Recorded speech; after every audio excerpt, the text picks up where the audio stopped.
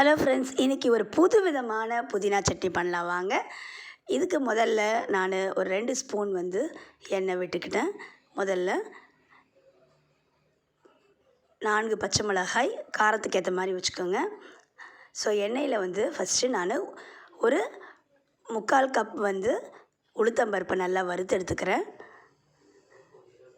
கூடவே கொஞ்சம் செவந்து வரும்போது பச்சை மிளகாவையும் வதக்கிக்கலாம். பச்சை மிளகாய் வதக்கும் போது நல்ல வாசமாக இருக்கும். இப்போ நான் ஒரு கட்டு புதினாவை நல்லா வாஷ் பண்ணி நல்லா இலைகள்லாம் எடுத்து வச்சுருக்கேன். கழுவி 2 தடவை நல்லா அலசி எடுத்துட்டு ஸோ புதினாவை ஆட் பண்ணிக்கலாம். புதினா உடம்புக்கு ரொம்பவே நல்லது. ஸோ மவுத் ஃப்ரெஷ்னர், மைண்டு ஃப்ரெஷ்னர் புதினா. ஸோ பாருங்கள், புதினா நல்ல ஒரு அளவுக்கு வதங்கணும்.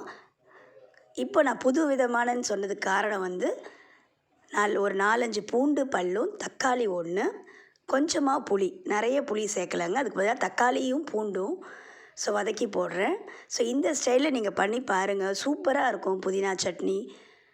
2 இட்லி சாப்பிட்றவங்க கூட 4 இட்லி சாப்பிடுவாங்க, அந்த அளவுக்கு டேஸ்ட்டாக இருக்குங்க. ஸோ அதை எல்லாத்தையும் நம்ம ஆற வச்சுட்டு இப்போ நம்ம கையோடு தாளிச்சிடலாம். கடுகு, சீரகம் போட்டு தாளிச்சிட்டேன். இப்போ நான் மிக்சியில் ஒரு 2-3 பத்த தேங்காவை பொடி பொடியாக நறுக்கி போட்டுட்டேன்.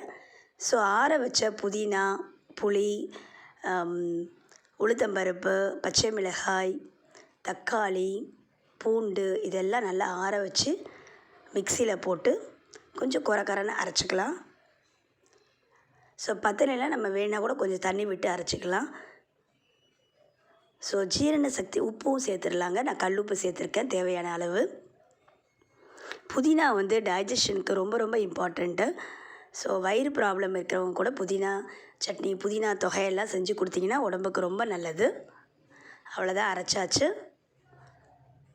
ஸோ நம்ம இது கூட இப்போ நம்ம கன்சிஸ்டன்சி எப்படி இருக்கணும்ன்ட்டு கொஞ்சம் கெட்டியாக வேணால் கெட்டியாக வச்சுக்கோங்க. அப்படி இல்லைனா கொஞ்சம் தண்ணி ஆட் பண்ணிக்கலாம்.